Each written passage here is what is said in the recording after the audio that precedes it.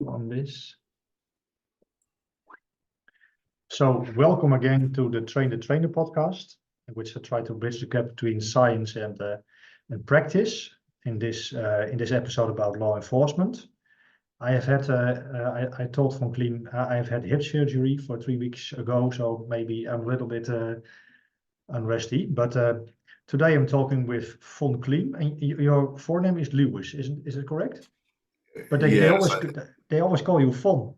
I go by Vaughn, right? Yeah, Oh, Vaughn. okay. Yeah. First name is Lewis, but I go by Vaughn, so yeah, that's Okay. perfect. Yeah. And I have your biography from the Four Science Institutes, and you are the Chief Executive Officer and Director of Consulting Division of Four Science. And I don't give a lengthy background because we've learned that becomes a kind of boring, but I have to introduce you a little bit. And your biography is stated with extensive experience as a police officer, educator, and attorney. Von provides cutting-edge training and consultation on constitutional policing. We have to find out later what it is, use of force, crisis communications, and trauma-informed interviewing. His expertise extends beyond police practices, and with over 20 years committed to the response, investigation, and prosecution of family violence and sexual assault cases.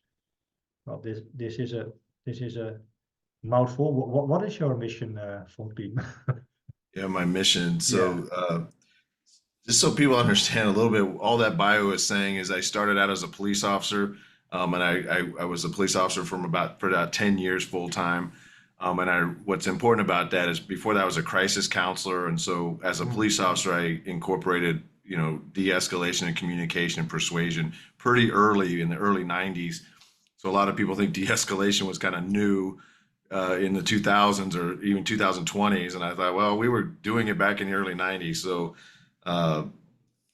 when I was a police officer, I was a defensive tactics instructor. I was I was on our high risk narcotics entry team, and I was on our SWAT team.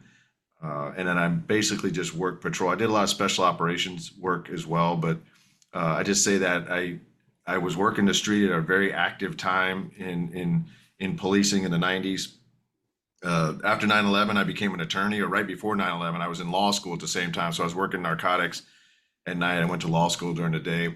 After 9/11, I joined the military as an attorney, where I specialized in what you said, constitutional policing. I was a prosecutor. I was a special assistant U.S. attorney, which was a federal prosecutor. I was a police legal advisor, and again, continued to work as a somewhat of an expert in police use of force decision making and military use of force.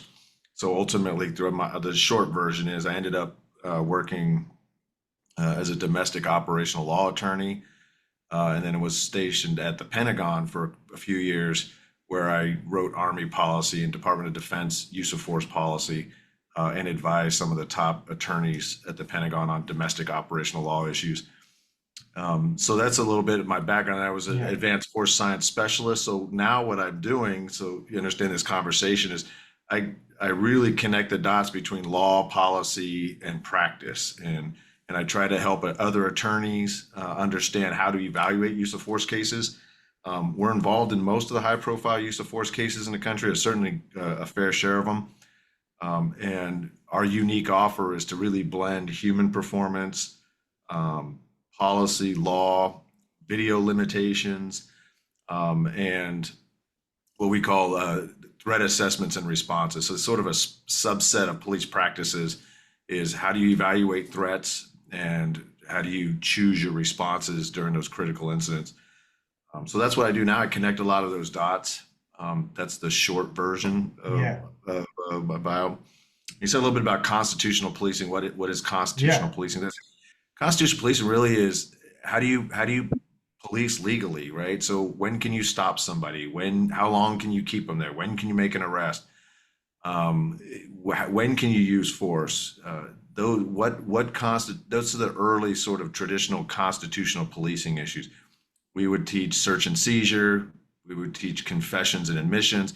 How do you do lawful interrogations? And during all of that, of course, human performance comes in, because even with interviews, you want to avoid eliciting or provoking a false confession, right? And so you had to understand not just what the law allowed you to do, but what does human performance, Yeah. how does human performance inform those processes? So you're Yeah. not provoking confabulation or you're not provoking false confessions. So that's really what constitutional policing was traditionally. It's evolved a little bit more now.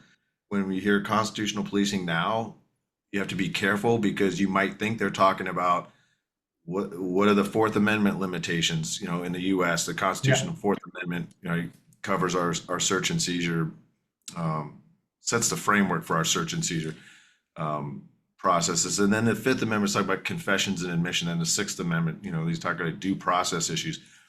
What's evolved now, when we talk about constitutional policing, you're seeing a lot more procedural justice issues, a lot more equal protection issues, a lot more issues. Can you double click on that, because that's a term I heard a lot from your part of the world. Sure. Which part? It's so difficult to pronounce. Procedural justice. What is that?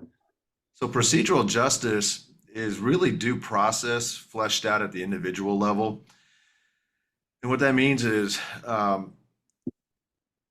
there's a theory that if people feel like they were treated fairly in the process, then it doesn't matter what the outcome is, you're going to decrease recidivism and you're going to increase compliance.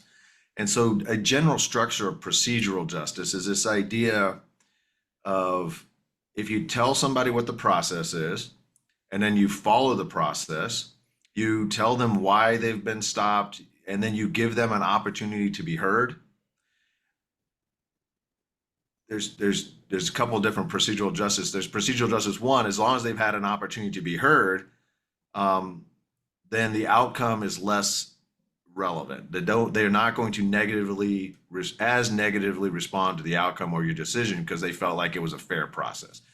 The other one is they have to feel like they influence the process. So if you do a traffic stop, you want to follow you want to give them the opportunity to explain the violation if there's a justified reason for the violation. And once they've given you their excuse, their justification, that's usually sufficient. They feel like they've been heard. Other ones feel like they have to be able to influence your decision. And if they don't feel like they've been able to influence your decision to their benefit, then they feel like there wasn't procedural justice. So typically that's a pretty optimistic view of procedural justice, that the community gets to influence the officer's decision. But more often, procedural justice really stops at notice, opportunity to be heard, and of course being treated with dignity and respect to the degree the interaction will allow for that. And this is an important. Can you also name this a skill? Is this an important skill for a police officer to do? Is it important? Procedural justice, typically? Yeah. So interestingly, if you go back, at least there was a couple of different exposures to procedural justice for me. And at the first time I heard about procedural justice, I was working on my master's degree in criminal justice administration. I'd written a paper on procedural justice. Again, this was late 90s. It was before it became a buzzword here. And back then it was really just what I described. It was explaining what the process is and then following the process fairly, right? Yeah. And when I heard that, what I realized is we had taken advantage of a program. You might be familiar with verbal judo. Yeah. Dr. George Thompson's verbal judo. So Dr. George Thompson, we didn't realize at the time, but he had this, what I think was the 8-step car stop back then. And built into that was the idea of, when you stop somebody, the first thing you do is introduce yourself, your agency, tell them the reason for the stop, invite any justification for the violation, because there might be an emergency going on. They might have information that's relevant to your decision making. But it also had the benefit of allowing them to be heard, to be invited to the conversation, to allow them to be heard. And then you would also relieve uncertainty by explaining what the process was.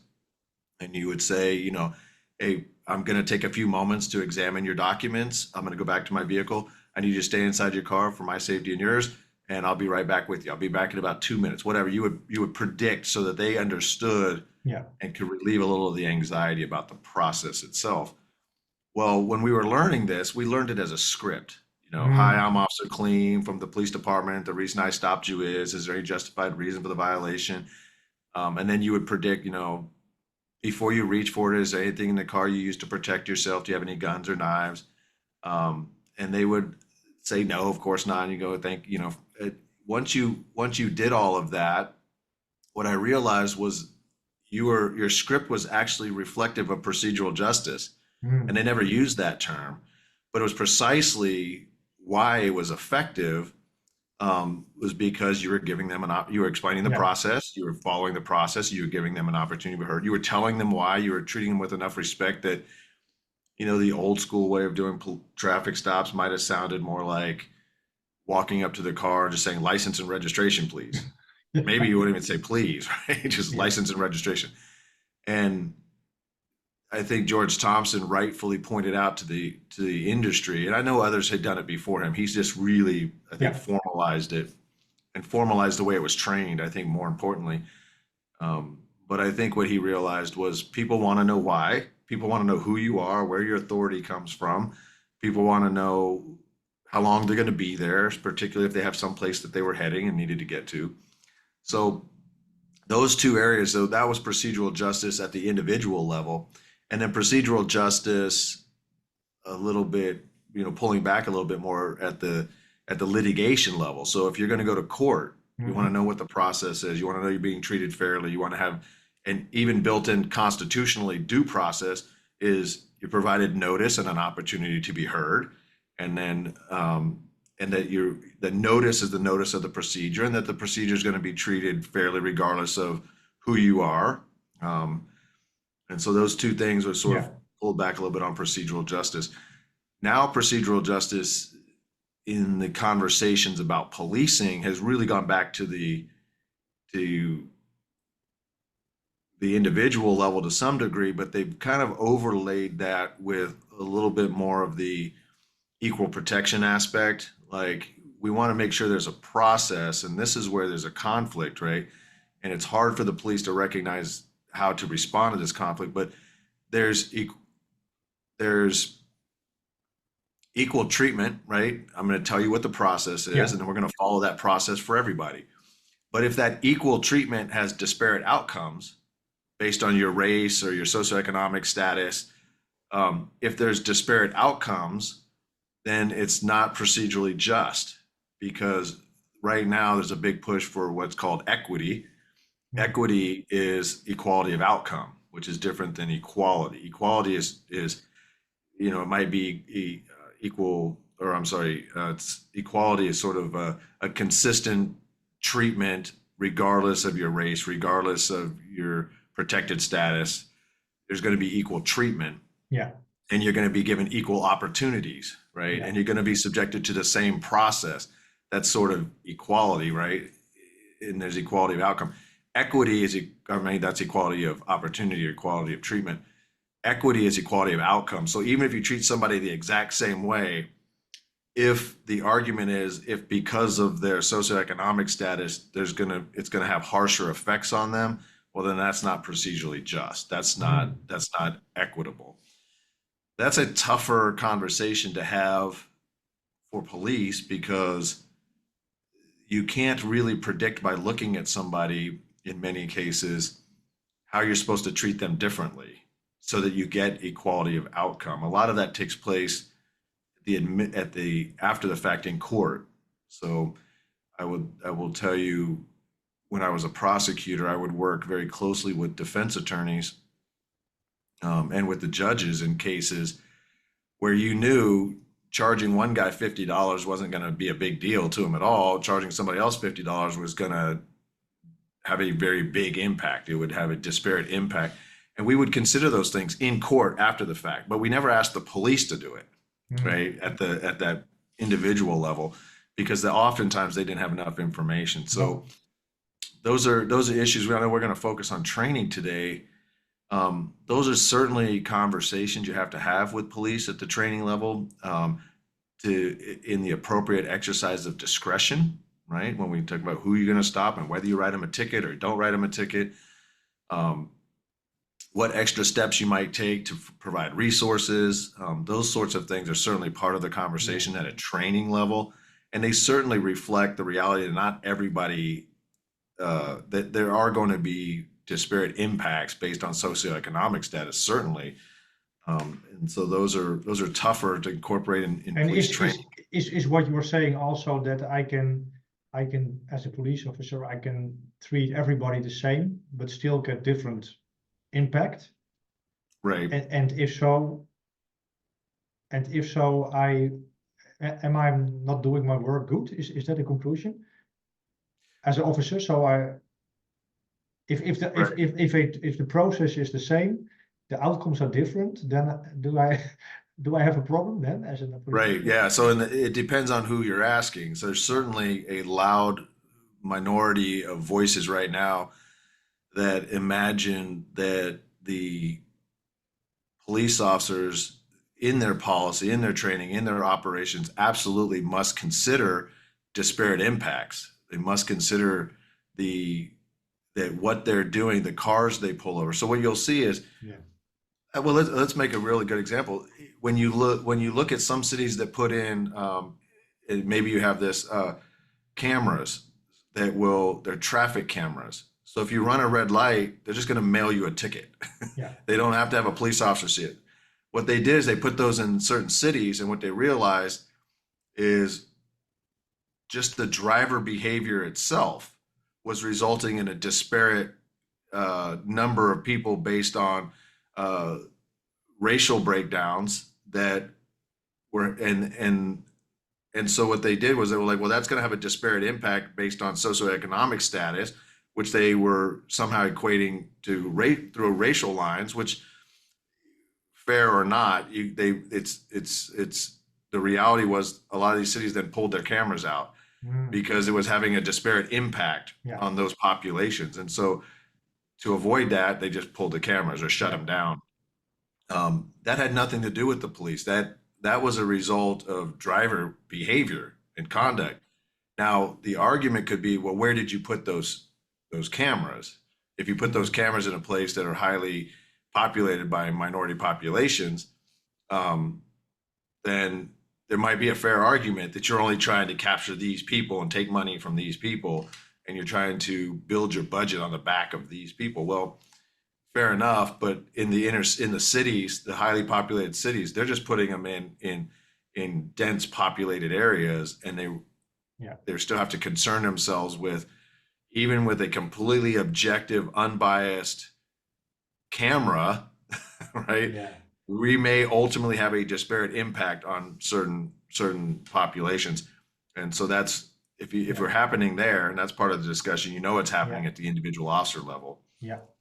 And the officers aren't going to win that because a disparate outcome, some populations imagine disparate outcome is evidence of racism, right? Yeah. And so they bypass the underlying conduct or the behavior of the people getting the tickets or being stopped, and they just look at the disparate outcome, or they look at the racial disparity and the people being stopped or tickets being written, and they just leapfrog to that as evidence of racism.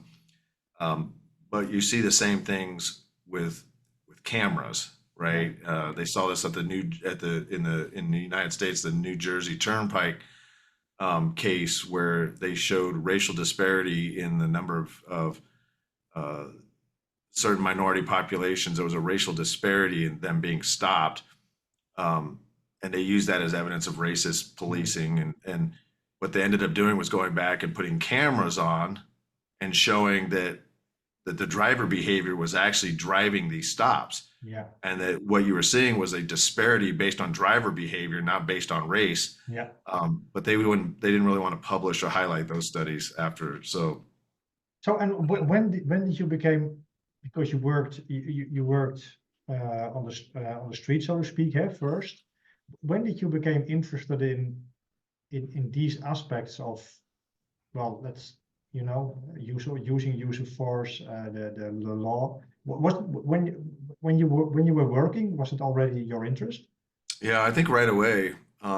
Interestingly, I ended up getting to teach part of my own police academy in defense tactics because I was doing martial arts before I came in, and the particular style of martial arts I spent a lot of time doing was called Hapkido, right? It was a Yeah. Korean martial art, but it was a lot of joint locks, joint manipulations, and controls, and that really played well in policing, right? And Yeah. so, but what I realized is uh, I had a particular interest in the legal aspects of when you could use force, not just how to use force.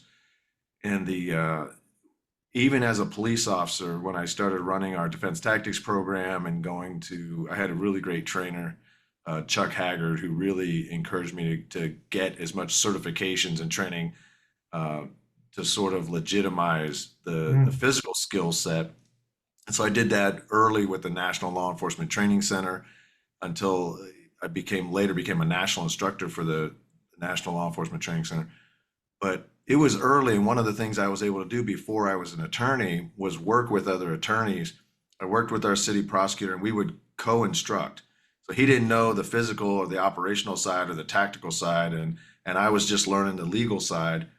But as soon as I became, as soon as I got involved in search warrants and in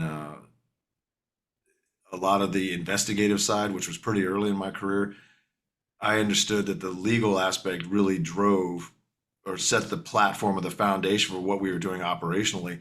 And so I really deep dove. I was doing case law research like a lot of cops these days. I was doing that before I was an attorney. And so Mm. I actually came to court armed with more legal knowledge in my area than most of the attorneys did because they were so broad Yeah. and I was very focused. And so it ended up being really a pretty synergistic relationship between me and the attorneys I worked with until ultimately I went to law school and then came back and started combining a lot of that. So it And was early. did it change your how you I'm trying to find a good word. Yeah. Did it change your affection and your view on martial arts and on uh, use of force? Sure. That's a great question because I think about this a lot. If you look at an MMA fight Mhm.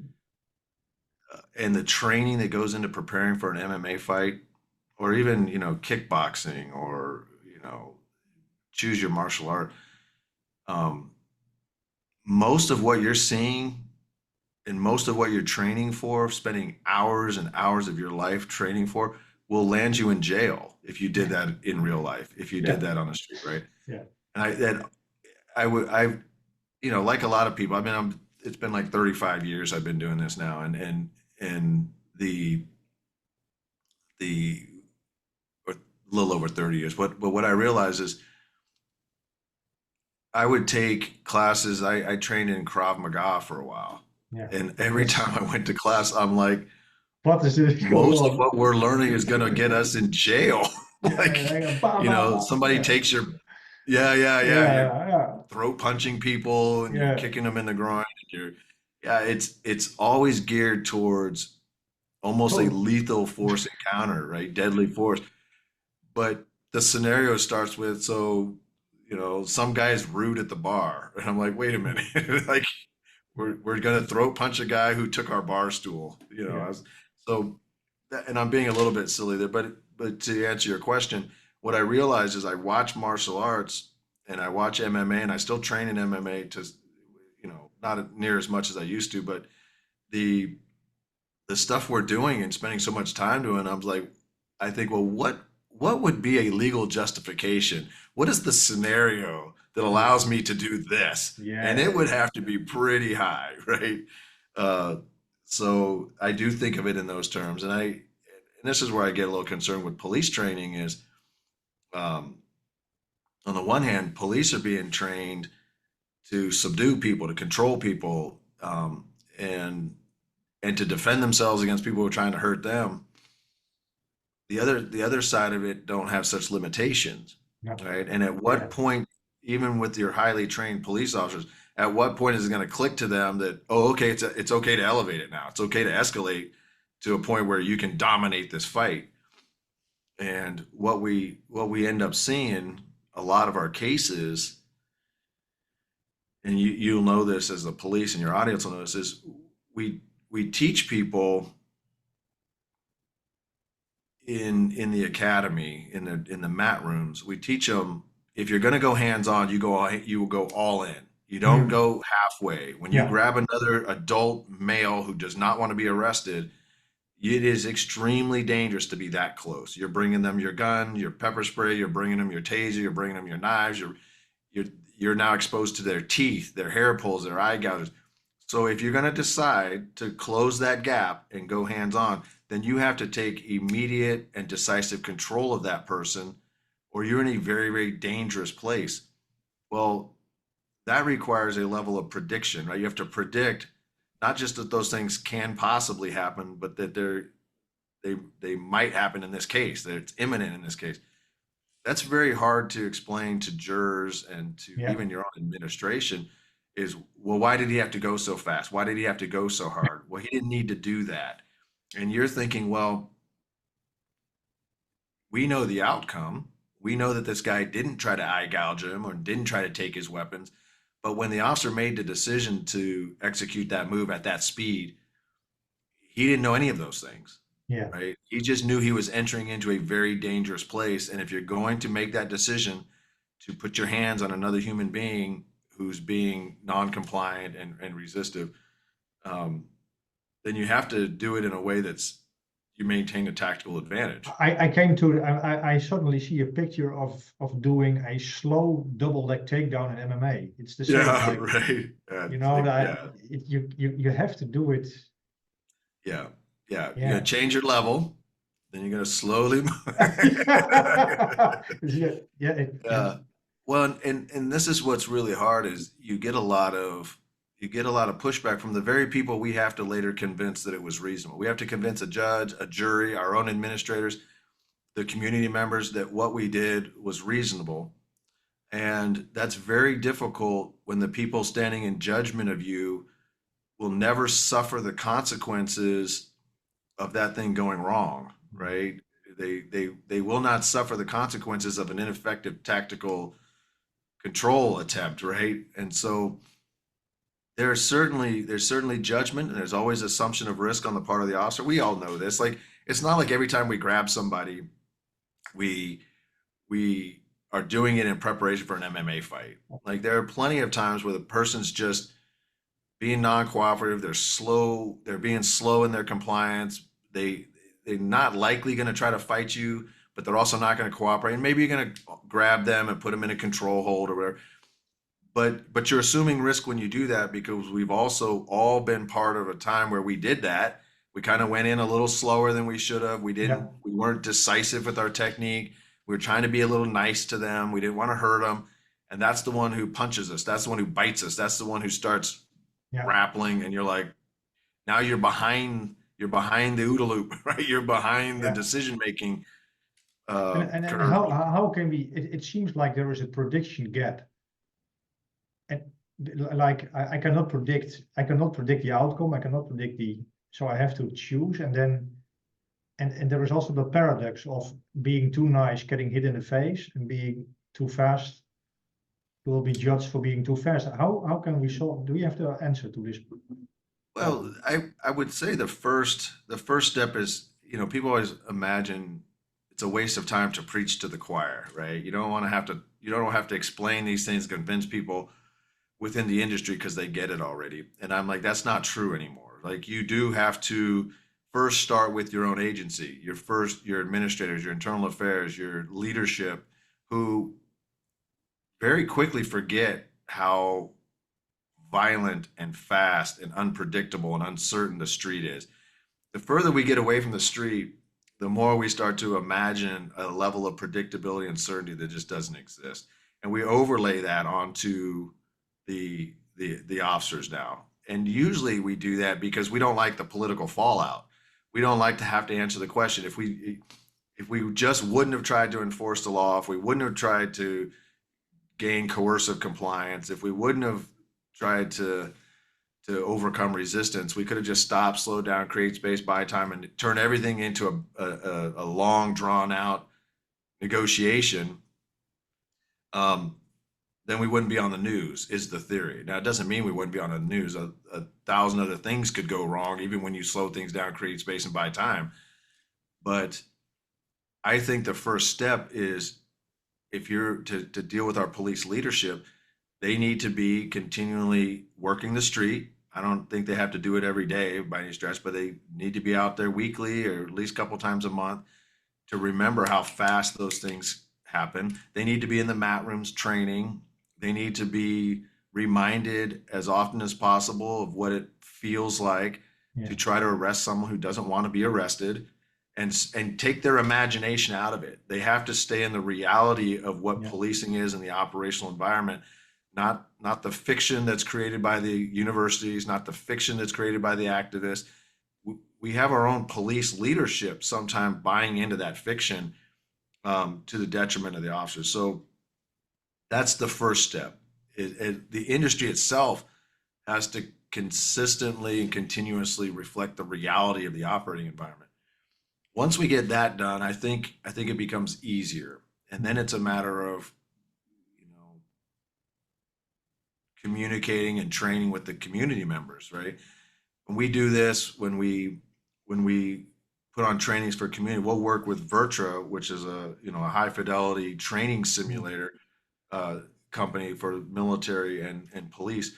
And what the benefit we have in working with Vertra when we do these training is, I can show our research studies, and I can show the numbers. I can show the black and white letters in the research paper, and I can explain that to the community, and they might intellectually get it. Like, what they're hearing you say is, it's fast. It's Yeah. faster than you can respond. Okay, great.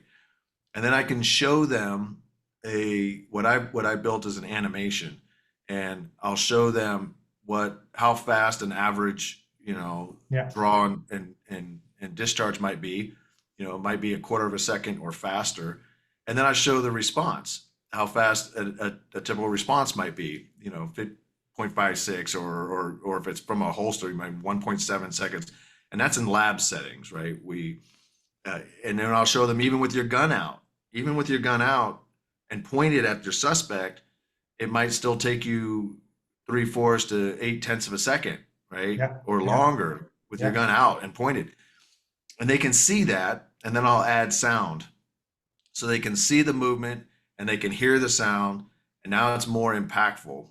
And then what I do is I show them, if the suspect doesn't stop firing, how many rounds they can fire before the officer can respond. And of course, this applies to civilians as well. So one of the ways we are trying to educate and train the community members is to remind them, we take cases where police officers are involved, but these same human performance issues apply to civilians, and we take civilian cases as well to educate the trier of fact, educate the jury and the judges that these human performance issues are not unique to civilians and are not unique to police. They're unique to humans. Yeah. And so I use that animation to do that. And they can now hear the gunshot repeatedly before they can hear the police officer respond. And just showing those videos, or just showing those animations, have caused community members to come up crying. They had no idea what a disadvantage police were in. And then what I do is I show them the research, I talk about the research, I show them the animation, and then I show them a real world example of a police shooting that reflected those principles. And so they see that it's permanent. It's not losing a game, it's losing a life. And that the police who are going into those situations, armed with that knowledge, understanding the reality of human performance and the limitations of human performance, they're not just losing a football game or a wrestling match. They're being shot, right? And then the final piece of that, and that's been very impactful. And then the very piece is, we'll work with Vertra when we can have their simulators at our training site, or we'll go to their training site, and we'll have those individuals go in and actually face and feel that delay and see, no matter how hard they try, they're not going to beat that person. If that person is aggressively attempting to shoot them at what we call the speed of life, right? they're always going to be behind. And even if they have their gun out and they think, okay, I got this guy, I got him. Even if it's a tie, let's say that the best they can tie him, I'm like, okay, it's a tie, great job, you're still dead, Yeah. right? And by the way, you missed him, right? Yeah. So Yeah. the reality is we don't have certainty in the threat, we don't have certainty in our accurate gunfire, we don't have certainty in wound effects. So let's say we do hit him. A lot of people, the particular civilian population, although policing as well, they start to celebrate a good decision and they celebrate a good performance and they sort of mentally stop, right? And what I learned really early in training, again, I credit this with Chuck Haggard, one of my all-time favorite trainers. You don't get to assume the wound effects. So let's say you shot well, you made a good legal decision, you performed really well, you shot accurately. You still have that suspect with a gun in his hand still has time to shoot you. Yeah. Doesn't mean that it's going to be instantly incapacitated. Now, most of your audience is thinking, yeah, we know this, but the civilians don't. The people we have to persuade don't. That's why we hear things like shoot him in the leg, you know, as though that's going to have immediate and decisive wound effects. This is interesting, by the way, because shooting in the leg in the Netherlands, I don't have. The officers in the Netherlands are required to first use that kind of fire. It's called, I don't have the English term for it. Actually, we learn them to shoot in the legs, and only when it is very dangerous, you can shoot elsewhere. And I think it's uniquely, it's only in the Netherlands, for it seems. I'm not sure why, but. Yeah. Well, let me And it's address very that. it's very difficult also because the legs are small and they are moving and. Yeah. Well, let's talk about that for a second. We were talking a little bit about shooting in the legs. Yeah. And in a lot of places it's not prohibited to shoot people in the legs. But as you mentioned, it really comes down to, are you going to be able to hit them in the legs? And is it going to be immediately and decisively effective? Is it going to immediately and decisively stop the threat? But there's also an illusion, there's this fantasy that shooting somebody in the leg isn't going to result in serious bodily injury or death. It certainly can, and there's a lot that can go wrong shooting somebody in the leg or in the hip. And but interestingly, I went to a pistol course not too long ago it was a combat pistol course, so it was really trying to focus on the reality of gunfighting. And as they were coming up, one of the things that they were really focusing on is as you're coming up to start firing before you get center mass. And so those first rounds, you want to start getting rounds downrange. You want to start getting rounds on that target. And if you're coming up, you're shooting up. So the first rounds may very well go in the legs or the hip before you end up into the chest. But that's actually what they were training is don't wait and take all that time to just worry about center punch. And as you're coming out, go ahead and start putting rounds as you're walking your way up. I thought that was interesting when people are like, well, you should shoot him in the leg. And I was like, well, interestingly, I just came back from a combat pistol course where that's what they were teaching. But you don't stop there. You work your way up. No, it's actually in the Netherlands, it's part of the certification. The firearms also shooting from a certain distance just on the legs. You have to, of course, all circumstances considered, but it's called, it's so, and I have not the term, it's called like aanhoudingsvuur. It's called arrest and control fire. So it is not the correct term, but it has to do with not killing him, but stopping him. Yeah. By shooting in the leg, but like incapacitation, like shooting to incapacitate. Yeah. That was discussed here in the United States. One chief of police was misquoted.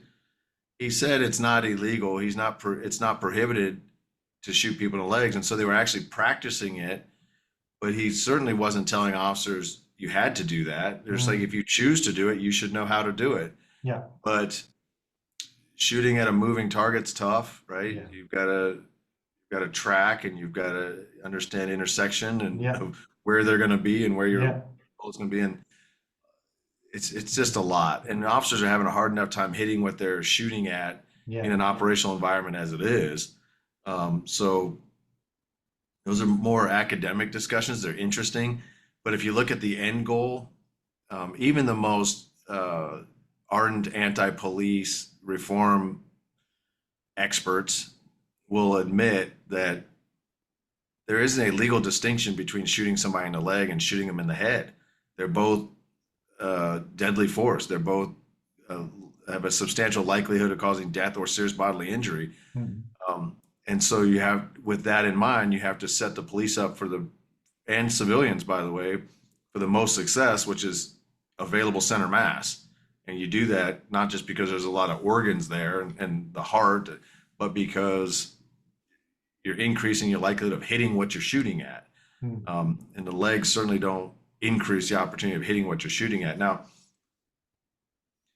we all want to be the smartest people in the room or the most reasonable people in the room.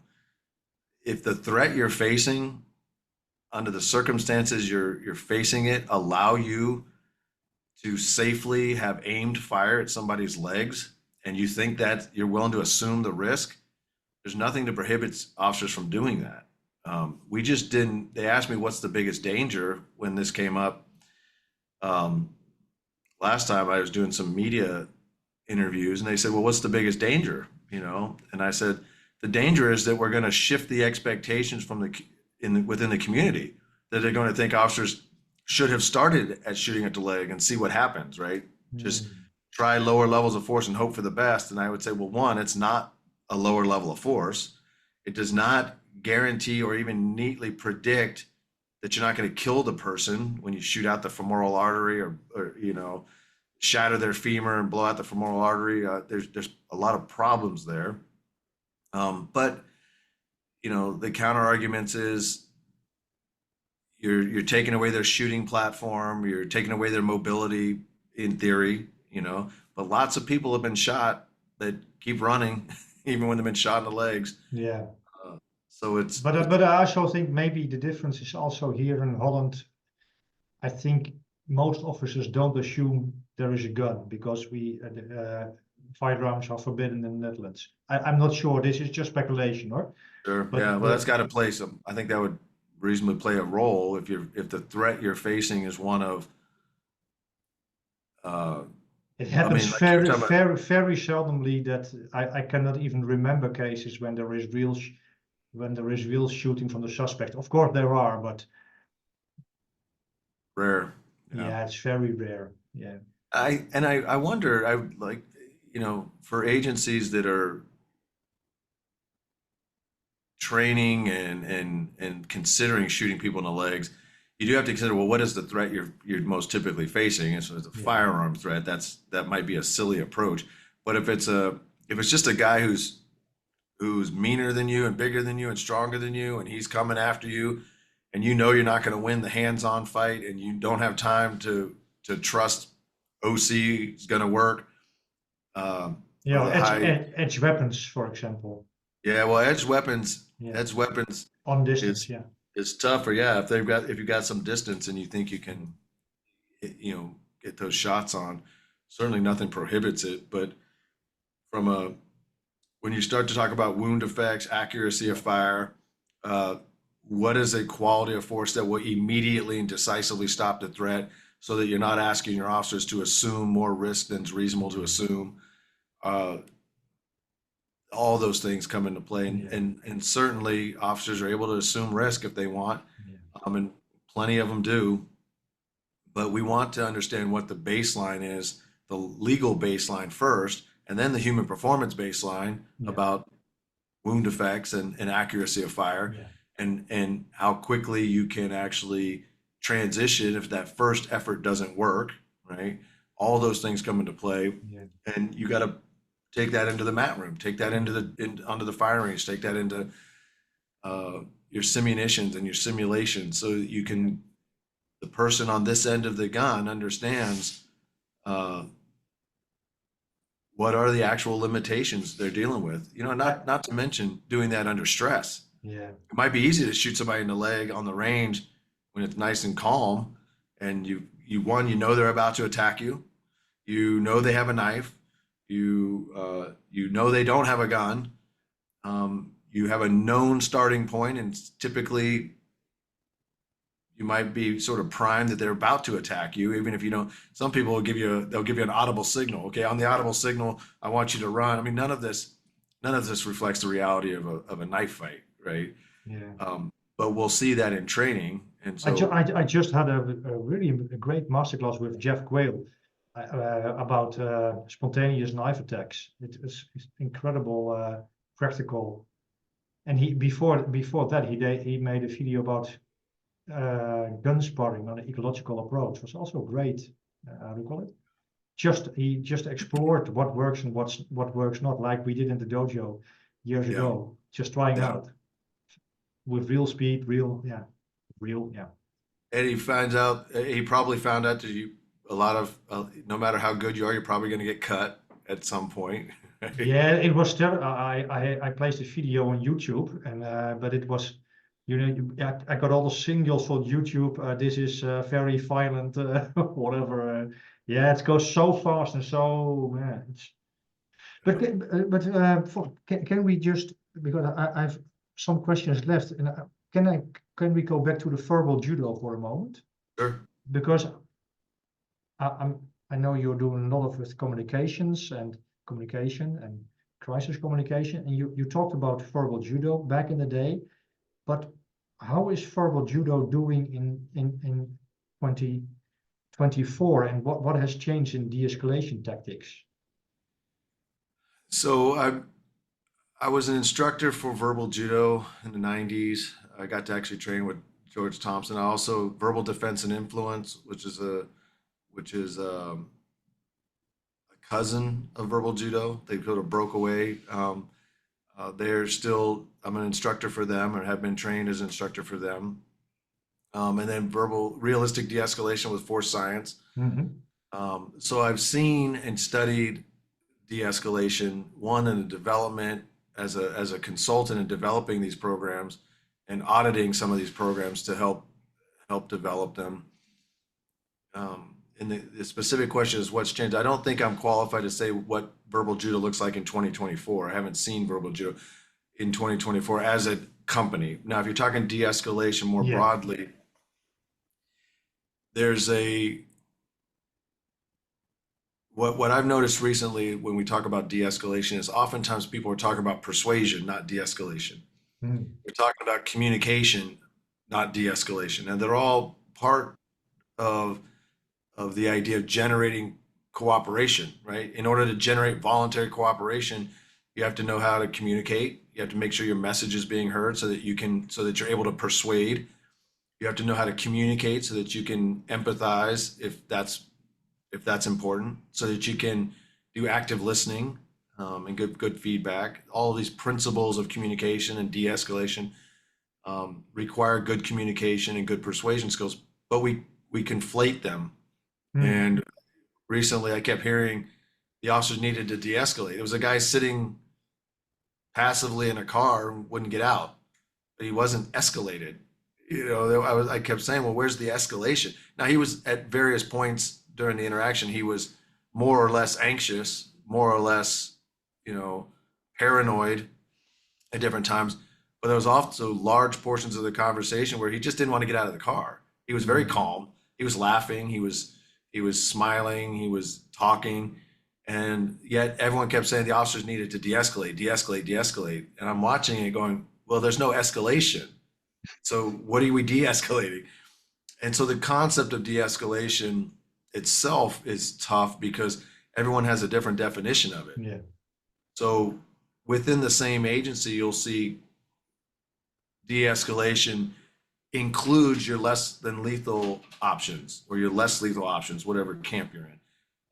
So your beanbag rounds, your tasers, your OC are tools for de-escalation, meaning to reduce the intensity of potential violence, right? The intensity of the use of force by using lower levels of force on the front end to prevent having to use higher levels of force later. Those who argue de-escalation are often, particularly in the activists, in the anti-police and the activist world, when they're talking de-escalation, they're just meaning verbal de-escalation. Yeah. But they don't make that distinction. And so if an officer uses force, whether it's going hands-on quickly, whether it's a presentation of deadly force, whether it's the threat of force, in an effort to prevent the escalation of violence, they don't count that. That's not de-escalation. But the police certainly do count that. And so there's a tension point there in those discussions that require some conversations. And unfortunately, a lot of these conversations are taking place in the courtroom for the first time. And that's not where you want to have them. If they're talking about police officers needing to generate voluntary compliance only verbally, only verbally, then that's a very different conversation. That goes back to our point of having expectations on police officers that are beyond human performance capabilities. And when we talk about holding officers accountable, one of the criteria for honest accountability is that you can't have expectations that are beyond human performance capabilities on your officers.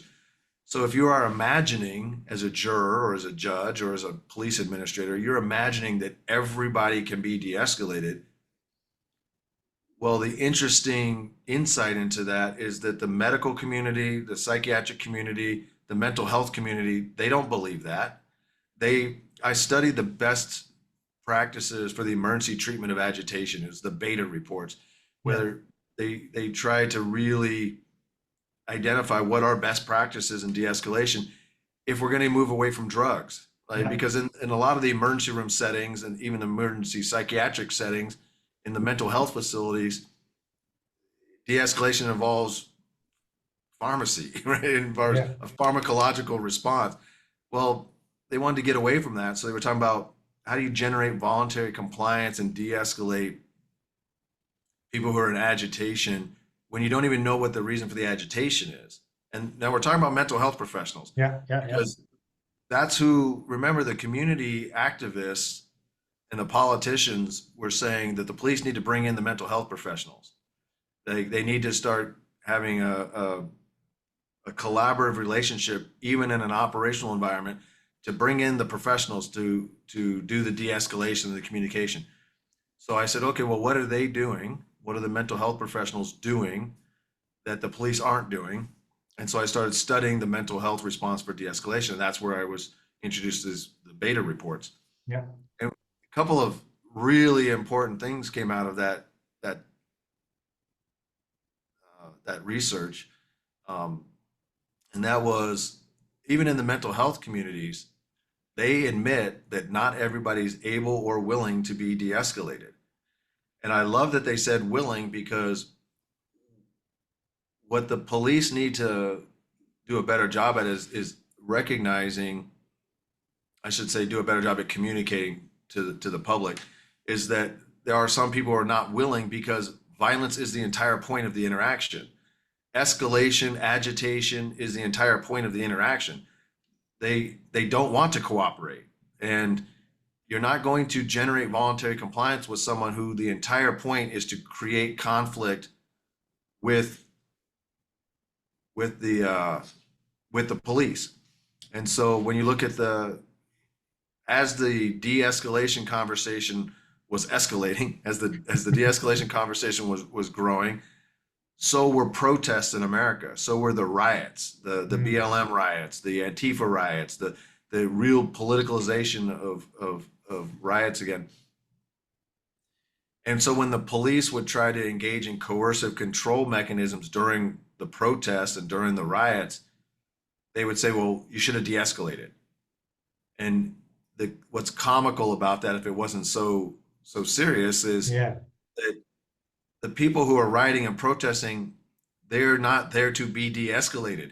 They're there to capture the police using force against them on video, right? They want to have that agitation interaction. So injecting realistic expectations on de-escalation has been a challenge, because we imagine, and if you read my last article, I used the term a magical incantation, right?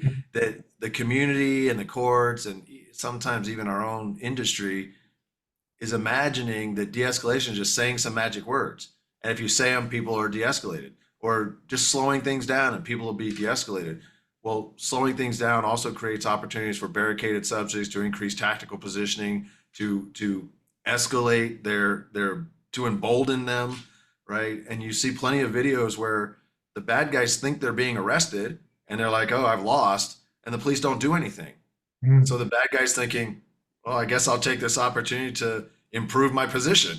And I saw a funny one at a gas station where you could tell the guy thought he'd been caught. He was going to jail. There's multiple police officers there, but they never came at him. So he started taking these big cardboard advertising placards, putting him in front of him. Well, now they can't tase him because he's improved his tactical position. So he's hiding behind these things, so they can't tase him. They're too far to OC him. And now all of a sudden, now he's emboldened, and now he's throwing stuff at him. And I'm just like, why has this guy not been arrested yet? And it's because of this culture of slow down, create space, buy time, negotiate everybody into handcuffs. Officers have lost the ability to know when initiative is required, and violence of action and initiative and speed to prevent escalation of force later. So what is happening in 2024 with the best de-escalation programs? There's a couple of things I would note, and areas I think we need improvement. One, the best de-escalation programs have to be a comprehensive and integrated approach to communication, persuasion, and de-escalation, right? Emotional de-escalation, and tactics. You cannot avoid the tactics. And when we teach realistic de-escalation, and we credit in large part Chris Butler, who we've done a lot of work with, is this integration of tactics and communication, but also the human performance side of recognizing that in the critical incident, you're probably a lot of times officers are going to be engaged in the system one, fast and frugal recognition, prime decision making, like heuristic decision making. But we do a great job at the realistic de-escalation course of recognizing that's not the entire interaction. When the officer first gets the call to the point of contact, you have discretionary time, right? You have a sufficient amount of containment, sufficient amount of control, or you're not in a position to influence yet. So even if you don't have containment or control, if you're not at the scene, you're not in a position to influence yet, you still have you got to use that time to improve your tactical position. And how do you do that? Well, during that time, it's information gathering, it's resource management, getting personnel management, all that can be taking place during that discretionary time. So the best de-escalation programs realize that getting resources and anticipating the necessary resources to get a nonviolent generation of voluntary cooperation or compliance happens when you first receive the call. So we focus on that pre-contact discretionary time, which you should be operating in a rational decision-making system to process. And take advantage of that while you have that. Once you get to the scene, then emotional regulation, the best programs will see there's two sides. It's emotionally regulating yourself, right? And there are things you can do, and I love this about our programs and a lot of the talk we have.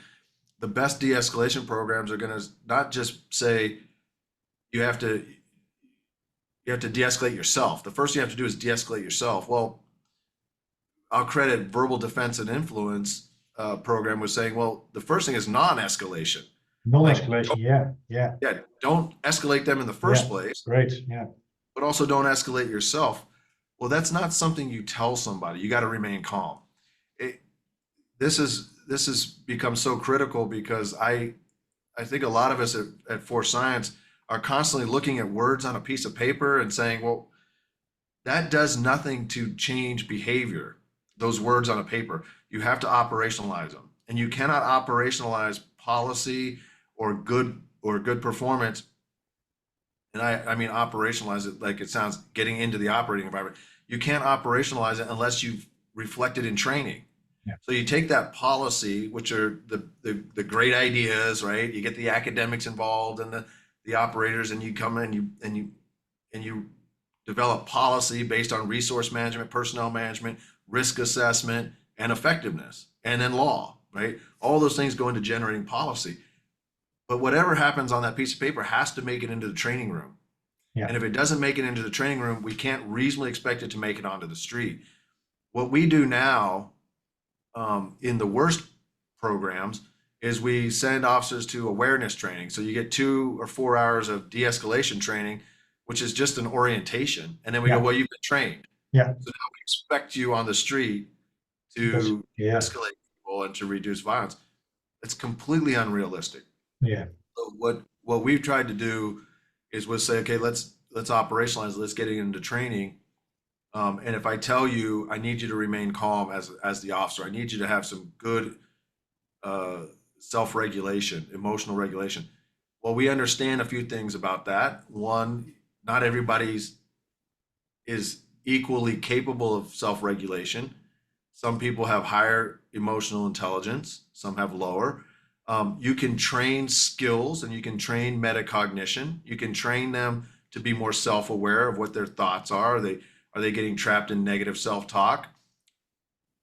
The best de-escalation programs are really going to be training folks to start their personal emotional regulation through visualization training, through relaxation training, through good physical fitness, through positive self-talk and metacognition, through what if thinking and what's important now thinking, right? So, these kind of things happen way before you find yourself in that critical incident. Yeah. And the people who can remain calm in chaos and the ones who get better as things get worse, and I'll credit George Thompson with that. A professional is a person who gets better as things get worse. The people who are able to do that, maybe they were just born that way, but we can't take that for granted. The industry has to take people, whatever their maximum capacity is, and we know it's different for all, and give them as much training as possible so that they can be the best version of themselves in that critical incident. And that's hours of training and time by yourself and getting into alpha state and visualizing, all that takes place for personal self-regulation. So that's a critical piece. Then the other piece is the realization that not everybody's able or willing to be de-escalated on the other side, understanding cognitive aggressors and understanding that sometimes violence is the entire point or escalation is the entire point. So fair enough, we have to remind ourselves of that. Now within that, there's a subset of people who, what I'll start with officers is say, how many of you believe that you could talk somebody into a fight? If you want them to take a swing at you, you want them to get mad and angry, how many of you think you can talk them into a fight so that you can arrest them? And almost every hand will go up.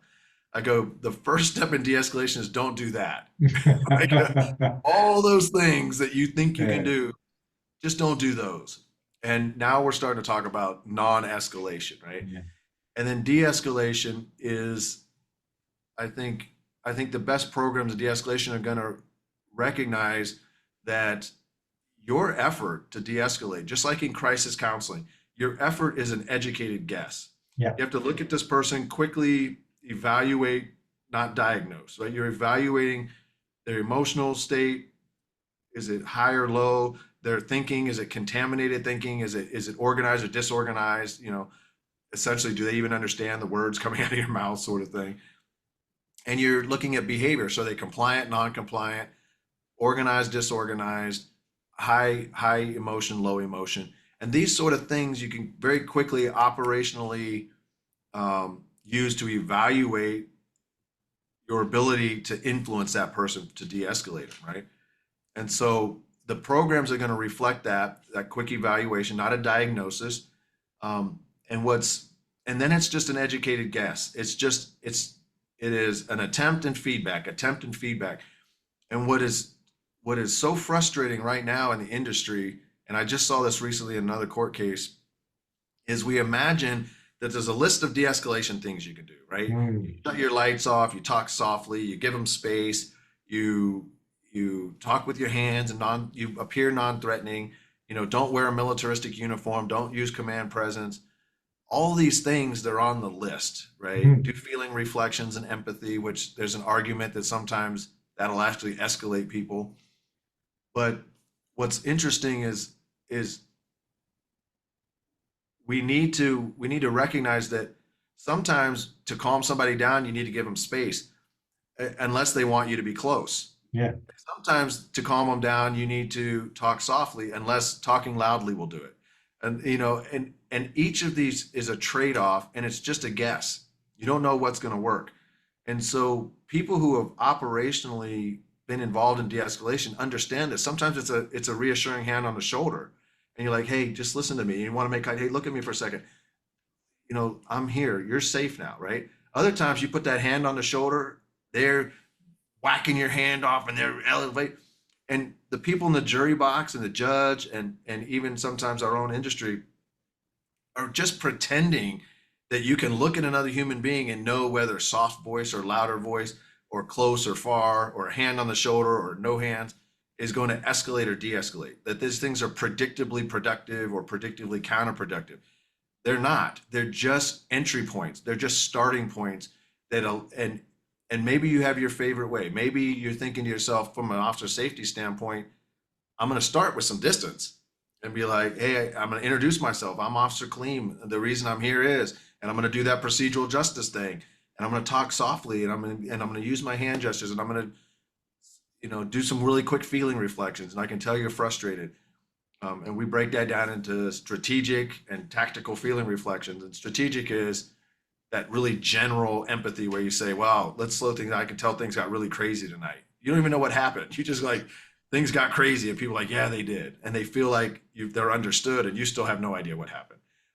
Tactical or specific empathy is they said, I just got so scared. And you go, yeah, it sounds like you were scared. So now you're feeding back to them the words that they use to define their own emotion. So incorporating all these skills, they're just attempts. It's attempt and feedback Yeah. until you see what works. Unfortunately, we ended up in a place now where our own agencies have taken de-escalation, we put it in policy. Mhm. When dealing with somebody in mental crisis, do these things. And I go, well, what's the cause of the mental crisis? And they're saying, in some places they're like, well, mental crisis includes being drunk, includes being on drugs, includes being depressed, includes being agitated and angry. And so the whole gamut of almost every human being we deal with as police officers falls now into this category of mental crisis. And then you have to follow this list that's in your policy. Well, if Ah, somebody's in mental crisis, turn your lights off, talking and you do these things, and that's the magical incantation. As long as you do these things, you will have achieved the effect of de-escalation. If you can do those things safely, I always say, well, it doesn't hurt. You could try them, see if it works. I mean, shut your lights off. Maybe that's good.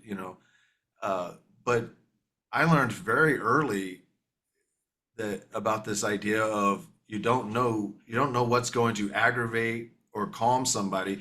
When they used to say we wanted to hire female police officers because victims of domestic violence they're afraid of men, and they would like a female there to be more empathetic and more compassionate. Well, most cops I think who work the street realize there's a lot of female officers who aren't good at that at all, right? And you're like, you're just going to make things worse because it's about the individual. It's not about yeah. the gender of the individual, right? It's about the skill set and the emotional intelligence and their motivation to engage in that relationship rapport building. But what I also found was, because I worked a lot of sexual assault cases and a lot of domestic violence cases and really focused on that for a big part of my career. I talked to a lot of victims who are like, no, no, no. If my husband beats me, I want you to send me the biggest, baddest dude you have on your department. I want to feel safe. I want to feel protected. Just because my husband beats me doesn't make me believe every man out there is going to beat me. Like maybe there's some women who believe that, but that is not, we don't get to just assume that about our victims so that uh, any more than if we say we do this magic incantation, somebody's going to be de-escalated, right? And I think that's part of the tough part right now is people want clarity, they want predictability from their police, they want to set a policy, give them a training, and then be able to reasonably expect a certain outcome. Well, that's Yeah. not policing. Mhm. Policing, as you know, you're probably familiar with this idea of the Canavan framework, right? Mhm. and when we look at, for the audience, the Canavan framework, generically speaking, is decision-making environments where is the environment clear, so 1 + 1 = 2, and we can all see it. We see clearly the problem, and we see clearly the solution. And if you just enact that solution, you'll get the outcome. And then you have complicated, which is we can all clearly see the problem, and with expertise we can have a solution. So not everybody's going to see the solution, but we can all see the problem together. And with expertise, we can. There is an outcome. There is a solution available. That's maybe an oversimplification, but the next level is complex. And in complexity, you don't even know what the problem is. Yeah. You're still having to probe and get feedback, and you have to do that while maintaining a reasonable amount of containment, a reasonable amount of control as a police officer. And so you might be dealing with innocent people, and you just don't know it yet. And I like to say some of the toughest people to deal with are innocent people, because they know they're innocent and you're still figuring it out, right? Yeah. So when we're operating in complexity, you're still probing and you're figuring it out. And so you're trying to do things and get feedback. And some of those things are information gathering things. Some of them are maintaining containment. Some of them maintaining control. Some of them are officer safety issues.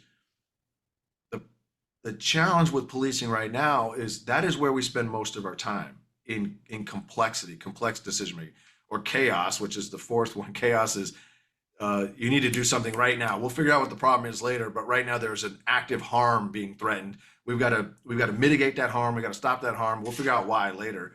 That's sort of chaos. It's happening. You got to act first, and we'll ask questions later because of the imminence of the threat. So you got clear, and you got complicated, you got complex, you got chaos, and then sometimes you don't know where you're at. It's just kind of disorder, kind of figuring it out. But here's our big challenge. That's mostly at home with my children. Yeah, that's exactly right. When you walk in, you're like, I don't know what's happening here. Are we happy today? Are we fighting? I'm not sure. Yeah. That's true.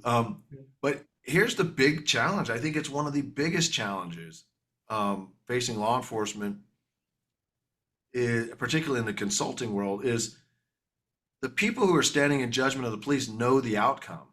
Yeah. They imagine things were predictable and clear that were not predictable and clear. And as a researcher, we see this where if you set up a research design, you do your research design, and you're thinking you're making the problem very clear. We want to see how they react to the problem. Yeah. But the problem's clear. We've set that up. And then you realize they're doing all sorts of weird things. And you're like, why are they doing that? And when you interview them, you realize they were seeing an entirely different problem. Yeah. And it's based on their training, their experience, their education, the inferences they're drawing. Sometimes it's levels of fatigue. Sometimes it's the speed with which they have to evaluate it. Sometimes it's because they know they're being evaluated. And so they're hesitating in their, what they're second guessing. They're trying to game the system. But if that happens in research, which we know it does, which is why research design is so critical if you're trying to answer a question. But in the operating environment, when our jurors and our judges and our community members, they all know the outcome. It's easy to then go back with hindsight and imagine that outcome was certain, right? So we have certainty bias and outcome bias. Our job, and I do this, I really, really stress this, is to remind the people standing in judgment of the police that two things are really critical. One, that officer was probably making decisions in system one, heuristic decision making, very fast, and that's what we would reasonably expect in a critical incident. Not every case, because some people can stay super calm in chaos and they're just operating, and that's great too. But the going in position is they're probably making decisions very quickly with minimal information, just enough. They're doing the whole satisficing, right? Okay, I've seen enough. I need to do something now. But when we're evaluating it, we're always evaluating it in system two. Yeah. We're always in an air-conditioned room. We're always rewind and fast forward and read and interview many people from different angles. That's a problem, because then we imagine other potential outcomes. Better tactics might have changed the outcome. We don't know that. Different outcomes, not even better, might have changed. More time, more distance might have changed it. following these two policies that we wrote out, if you would have done these things, might have changed it. None of that's true. None of that's predictable, but we imagine it is. And so that's the first thing, is we're evaluating it from a different part of our brain, right? The other part is what I mentioned, is we imagined that it was clear, that this is a clear operating environment. It's a clear problem, clear solution, and it was predictably counterproductive what they were doing. And you go, well, not only was it not clear, but the problem itself wasn't clear. Like, you never treat somebody in mental crisis like that. You go, well, maybe he was just drunk. Yeah. Are we considering drunks now also people in mental health crisis? Some do, you know. I'm not sure how to draw that distinction, or if it's a meaningful distinction. We are now holding officers accountable, and the people who are evaluating them and holding them accountable are imagining a level of clarity that just doesn't exist. And I think I've made that point multiple times today, but that's really a huge, huge challenge, because you have to overcome. So I've jokingly imagined, like, a juror shouldn't get to know the outcome, but the guy's there for murder. They know the outcome, right? They know somebody died, but you almost want to be able to back it up and say, at this point they made that decision, was that reasonable? Among their reasonable options, with the information they had, was that reasonable? And we ask jurors to do that, and we ask our internal affairs and our police administrators to do that. Like, you can't use hindsight. So at the moment they made the decision, what did the officer know? And so was that decision reasonable based on that information and the inferences they were drawing and the uncertainty they were feeling? And then we'll go to the next decision point and ask the same thing. But we don't do that. What we do is, nobody should die for a turn signal violation. Nobody should have to die for shoplifting. And you're like, well, I think everyone agrees with that. That's not what the officer was facing, though. The officer wasn't in a position to think, to enforce the shoplifting, I have to kill this person or not. I think I've made that point. Yeah, and how is all these problems and all these, let's call them big expectations, and all the, how you explain it, is this message, is this received by those who judge? Interesting. In the community groups that we train, they walk out of there changed. They walk out of there like, wow, that makes, now I understand, right? So we do get very impactful with that. The jurors depend on if they're in there unbiased or not. If they want to convict a police officer, they think that, they're coming in with that sort of, the cop is the bad guy, the poor suspect didn't deserve to die sort of mentality, regardless of what he did. Even if he tries to stab an officer, tries to kill an officer, he never deserved to die. You're like, okay, well, police don't make decisions about who deserves and who doesn't deserve to die, right? It's a threat assessment and a response to stop that threat. And death is often a consequence of that, certainly. But that if they come in biased and they just want to convict the cop, then a lot of the stuff we're talking about the uncertainty, they're like, I'm not buying it. I'm not buying it, because anybody should have known. And there's certainly experts who are willing to come in and say that was predictively counterproductive. The officer should have known those were poor tactics. That's not generally accepted. And we kind of cock our head and we listen to them. And it's the same people, the same experts come in to testify against the police, and they say these same things. And you just kind of cock your head and you're like, it's a level of absurdity that it doesn't reflect the reality of operating environments and decision making in critical incidents. And yet they're saying it out loud under oath. And you're like, that you have a crystal ball? Like, police officers don't have crystal balls. They don't have that level of prediction. So it's tough with jurors, depending on what their leanings are and what their intent is on being on the jury, and if they have a bias. Police administrators and prosecutors, depends on who they are. A lot of police administrators just need to be reminded that they used to be cops too, and reminded what it's like to be a cop in that environment, because they've gotten so caught up in the political side and the risk management side, and they're caught up, and these are important things for them to consider. But as they're navigating the politics of those new positions, and resource management, the financial costs, a lot of these decisions are based on finances. It's based on resource management, Yeah. we, to the degree they remember what's like in the operating environment, they're easy to persuade because you're just reminding them and you're giving them terminology and you're showing them the research. And I've had guys recently come to a force encounters course, which is our 2-day basic uh, introduction to human performance as it relates to force decision making. One guy recently was getting ready to retire. He'd been doing the job for 30 years and it was life changing for him. He was like, I needed this 30 years ago. He goes, how did I not know about this? And so many attorneys have the same thing. I teach attorney courses, and I taught a course where one of the attorneys had over 110 homicide trials in his career. And he says, I can think of at least 10 of my clients who would not be in prison today if I would have had this information.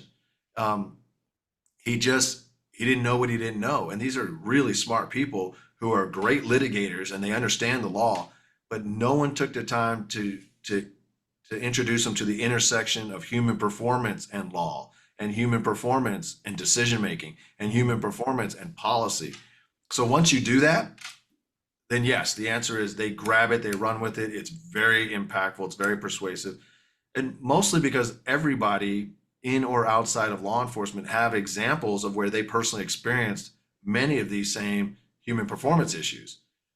So an example I've recently been using is when we talk about time to stop. Like you make a decision to stop, a stimulus tells you it's clearly time to stop, but your body still is going to pull that trigger a couple more times because saying stop does not instantly stop your finger.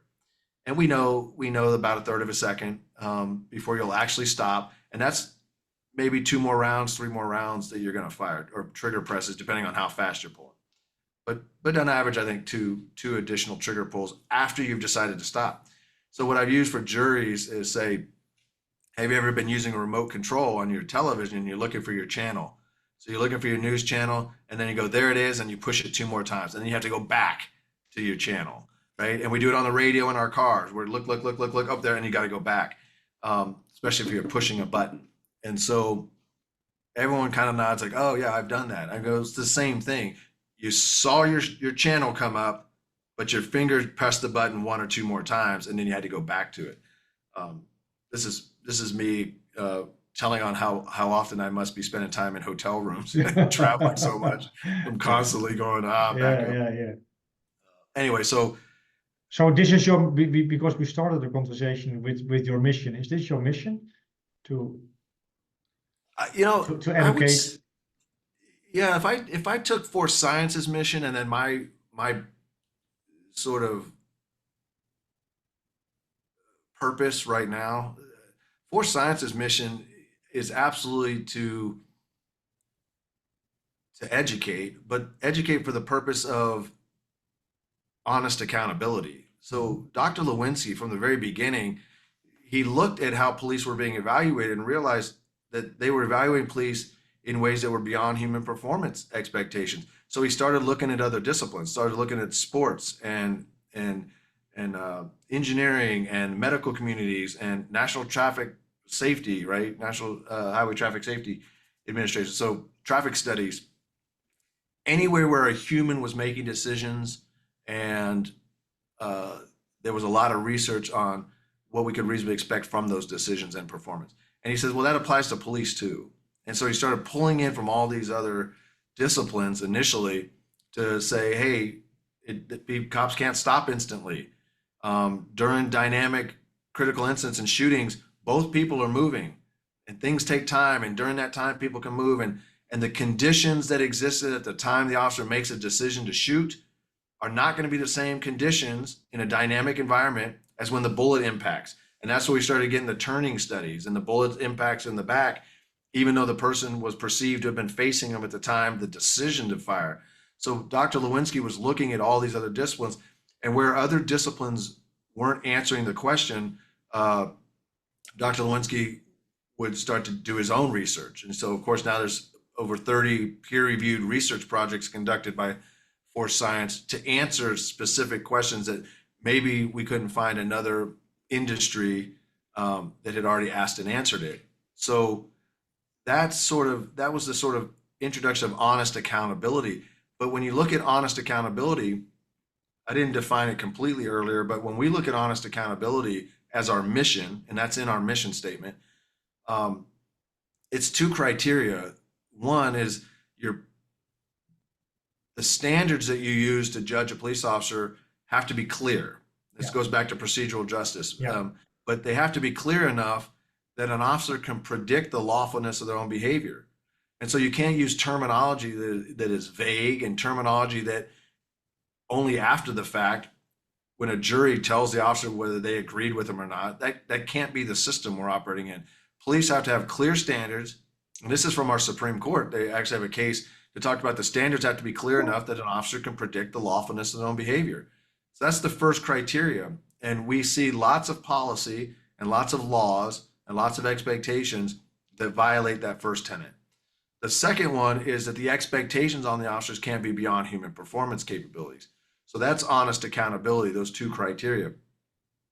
What we've done at Force Science is we said, if you're going to conduct training, are you conducting training in a way that you can reasonably hold officers accountable to your training, to learning, and to not just retention, but transference, right? So, or transferring. So from the training room to the operating environment, if you're not conducting your training with the science of learning, if you're not actually, and we have this methods of instruction course that was developed.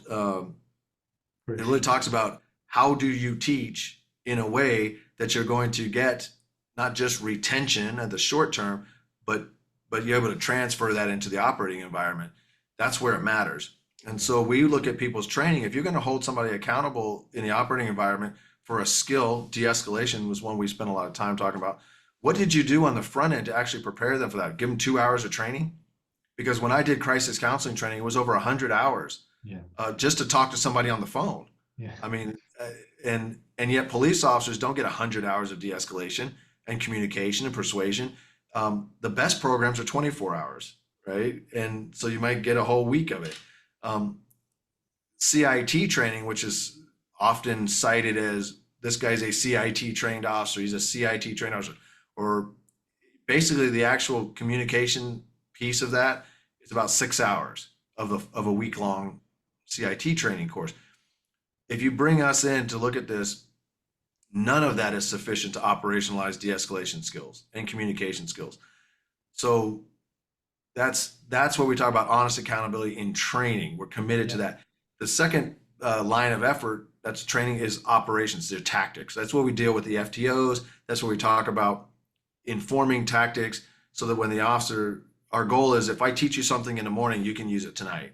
Like I need to give you knowledge and information that's going to help you tonight, not an academic assessment. You don't need to know the research. You don't need to know how many people participate in the study. All you need to know is what the findings were and how they apply to your job so you can go do it tonight. So that's the action reaction stuff. That's if you think you can outdraw that guy, that does not reflect the reality of human performance. So that's operations. And then we have investigations. We talked about trauma-informed interviewing, or how the interview process itself can either add trauma, by secondary trauma to the officer. And we saw this with sexual assault cases where we would ask victims, what's been the hardest part of this experience for you? And you would expect intuitively, they say the rape, the sexual assault. They don't. They say it was the investigative process. It was the interview. It was having to testify in court. It's the process itself that is so impactful. It's re-victimizing or victimizing people who have already been victimized or part of a critical incident. So I don't say victimized. They've been part of a critical incident. Police officers are the same way. They're involved with the critical incident. They're going to respond to it all very individually. And then we put them into a process and we look at that process and say, are you increasing the chances of trauma or decreasing trauma? Is this going to be a growth experience or is this going to be a destructive experience? And there are things you can do on those scales to improve the chances that this is going to be a positive growth experience while still gathering necessary information for the investigation. So we now have taken human performance and the reality of memory and perception and communication, and really advocating that gets included in the investigative process itself. So you're not provoking confabulation by the way you ask words, or by the way you ask questions. You're not provoking or eliciting false confessions in the way you ask questions. You're not increasing trauma in the way you ask questions. And generally speaking, that means you're not asking questions that a reasonable human wouldn't be expected to know. So how far, how fast, how many shots did you fire? How many punches did you throw? What was the other person doing while you were doing those things? Where was your back officer? What was he doing? And we see this in all these cases where investigators are asking the officers who were just involved in a critical incident dozens of questions that nobody could reasonably be expected to know or answer. And then you've put that officer in a position like they think they're supposed to. They'll make up facts unknowingly, confabulate, or they will start to internalize they did something wrong. It's starting to feel like, I don't believe you. And so you got a guy who thinks they did everything right in many of these cases, and they're treated in a way that now they're criminal suspects. And you've stripped them of their identity. You've stripped them of their ability to predict their own hour-to-hour existence, let alone predict into the future. These are critically important things for mental health, our ability to predict with certainty our own outcomes, our own futures, to have a solid understanding of who we are as people, what's our avatar, what's our identity. And when we mess up this process in the investigations, we're actually stripping people of their identity, stripping people of their ability to predict, injecting a level of disbelief and on them, and all that matters, right? So there's a lot more to that, but that's how we're looking at investigation. So there's training, operations, investigation, and then there's evaluation, and that's the courtroom. That's litigation, internal affairs investigations. And for those people, it's critical for them to understand the limitations of human performance. So when they're saying the statement the guy gave is different than the video, and their first thought is he's lying. Well, that's a very naive approach to investigations when you don't understand the intersection of human performance and video technology, right? And that you don't understand the limitations of video and the limitations of human memory and perception. When you don't understand either side of those, you certainly aren't going to understand the intersection. And what we end up seeing, and we have to litigate this, unfortunately, is people still believe if it's on the video, I can see it with my own eyes. I don't need an expert to tell me what I'm looking at. And people still believe that everything they see on that video, they can hold the officer accountable for knowing. And you've done some good interviews, I think, with Bill on their study they did down in Mesa, Arizona, where they put eye trackers on the officers and body cams. And there was a large percentage of information that the officer was able to perceive that was never captured on the body cam. And depending on how you define critical incident or critical moments of those simulations, as you define critical moments, the research shows that like 76% of the information that the researchers defined as critical wasn't even captured on the body cam, and yet was relied on by the officers. That's just video literacy. That's just understanding the technology of video, and then intersecting that with the understanding of human performance. So that's evaluation. That's just one piece of the evaluation. So, and then of course, education of the community, all of that matters as well. And the politicians and the legislators, that's sort of a fifth line of effort. So when you look at Force Science as a mission, you're looking at honest accountability. You're looking at expectations that are not beyond human performance. And that means now our mission is to take all of the knowledge that's available from multiple industries, look for its application into policing or civilian use of force encounters. And we're expanding that even into officer resilience and mental health and wellness. But what we do is we look at the industries and then we translate those findings into the industry, because they're not going to read those studies. So we read the studies, we translate, and then we push that out into the industry. That's our mission. That's what we hope to achieve.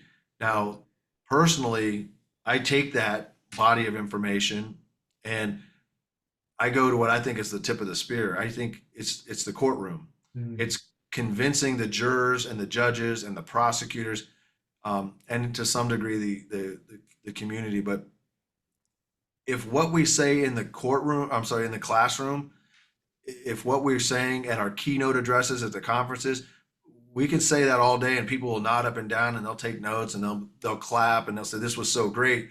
But if we can't convince a judge and a jury of the application of these issues in a meaningful way that will inure to the benefit of seeking truth, I don't even mean the benefit of the officer. Some of these officers absolutely deserve to be convicted. Some of the civilians need to be convicted. But we need to understand from a due process, procedurally just, fairness standpoint that if you're going to hold an officer accountable or a citizen accountable, the expectations have to reflect the reality of human performance. And if you've done that and you still think what they did violates the law, was unreasonable, then by all means, we're not here to apologize for bad policing, but my personal mission right now is to ensure that those officers who are having juries and legislators and even their own chief administrators and prosecutors indict them in the court of public opinion or indict them in criminal cases, and they're doing it without any understanding of the realities of human performance, or they're doing it in a way that is beyond human performance expectations, then it's my job to be in that courtroom. It's my job to educate the trier of fact and to give them the best possible, I won't even say defense, I'm not even there to defend people, to make sure that everyone's operating with the same understanding of human performance. Wow. We don't have enough people doing that. There's maybe there's less than 10, probably between 5 and 10 expert witnesses who have a deep enough understanding of human performance, law, police practice, use of force, and video. There's less than 10 in the country. Sure. And that is a problem because we have hundreds and hundreds of these cases. And they used to be civil, largely civil cases, but now they're increasingly criminal cases where we're having prosecutors indict and try to convict and confine and incarcerate police officers for what we'll look at and go, that's an absolutely reasonable use of force. Yeah. And the officer has no idea what's happening. They're like, I did what I was trained to do. We have cases where the officers are doing what they were trained to do. They're within policy. The other officers at the scene agreed with them. Their supervisors agreed with them.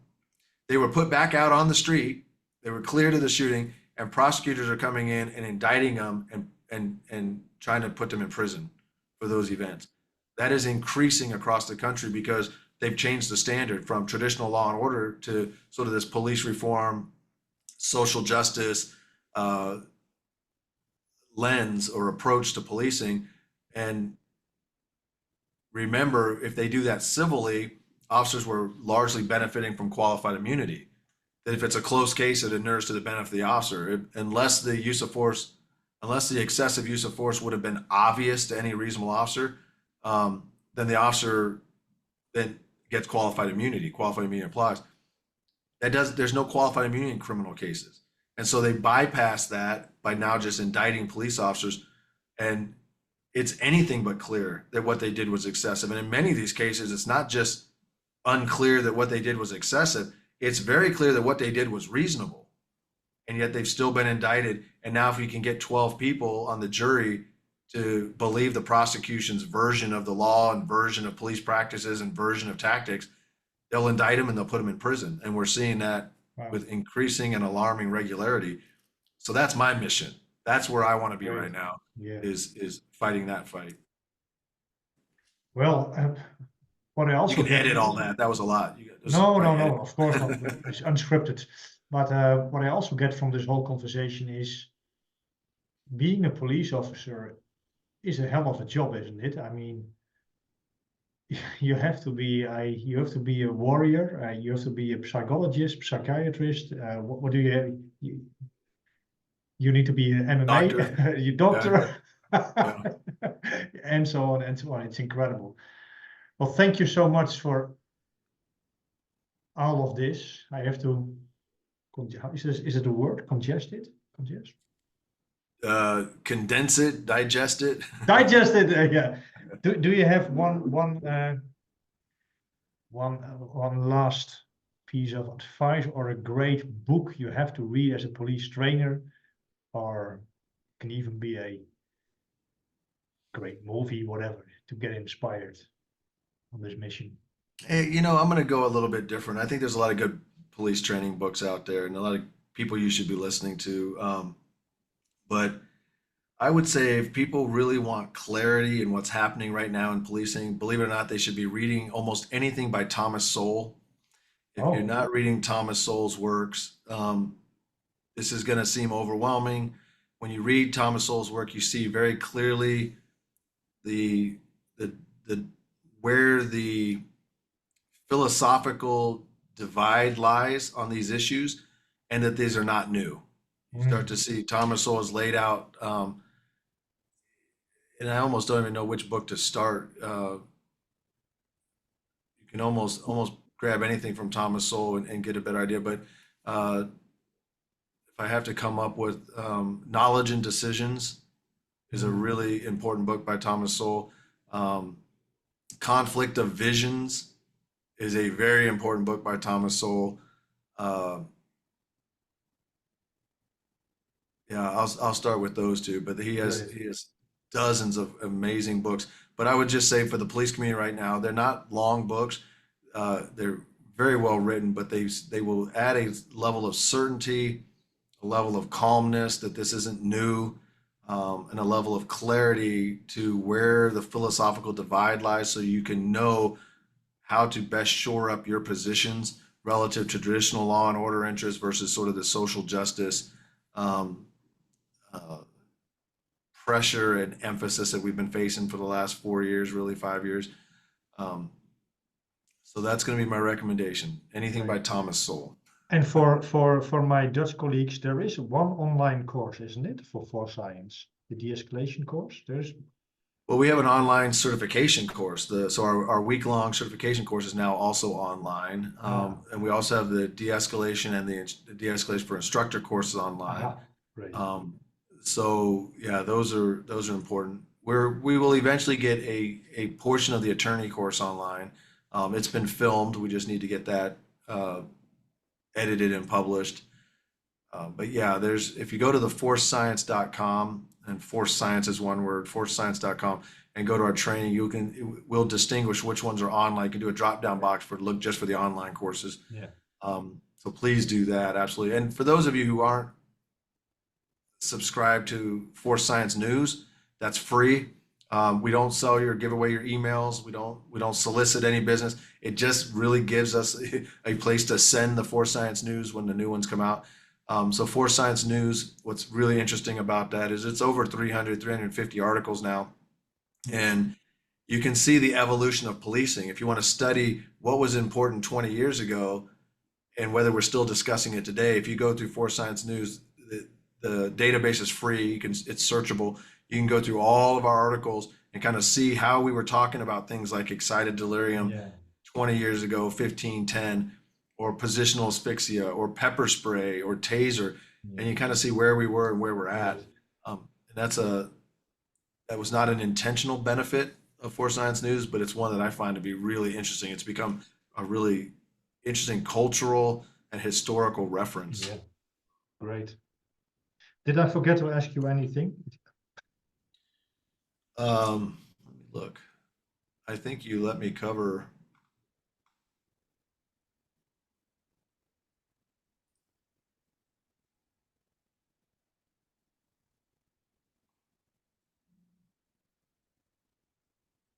We almost have a course by being over 2 hours.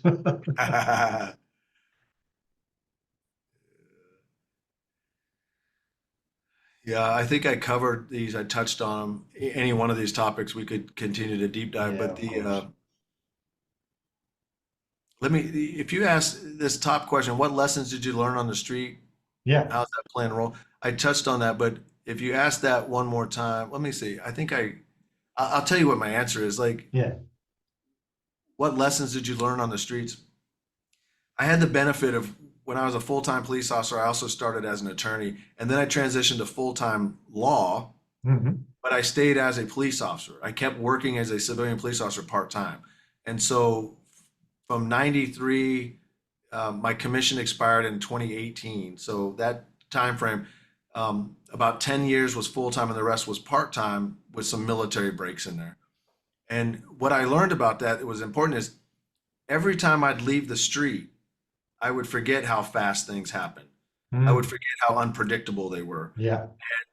What I realize is if you want to honestly stand in judgment of the police and evaluate their decision making, you have to understand the operating environment at a visceral level. Yeah. And so, my recommendation that police chiefs and leaders continue to work the street periodically, to get out there, to do the traffic stops, to work the domestics.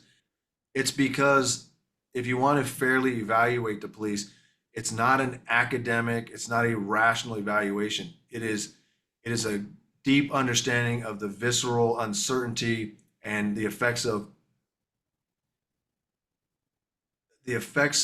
realizing that getting it wrong is going to have potentially physical consequences and permanent consequences. Yeah. It's not just an academic exercise. And I think I had the benefit of leaving the street and coming back and leaving the street and coming back and leaving the street and coming back. And it became really clear because each time I came back, I would have to prepare myself again. I would have to get back to the range. I would have to start working the street with a partner for a while, get used to the radio again, get used to multitasking, get used to trying to generate compliance with people who don't want you doing it, right? Yeah. Um, and so Yeah, those, it's hilarious. I remember that something changed here in the Netherlands with the dispatch. We used to call it like, our headquarters or whatever. Then it was given another name, but many old colleagues, they still use the old terms like, that's right. And the younger officers were looking at you like, what is he talking about? Right, yeah. That's exactly right. Yeah.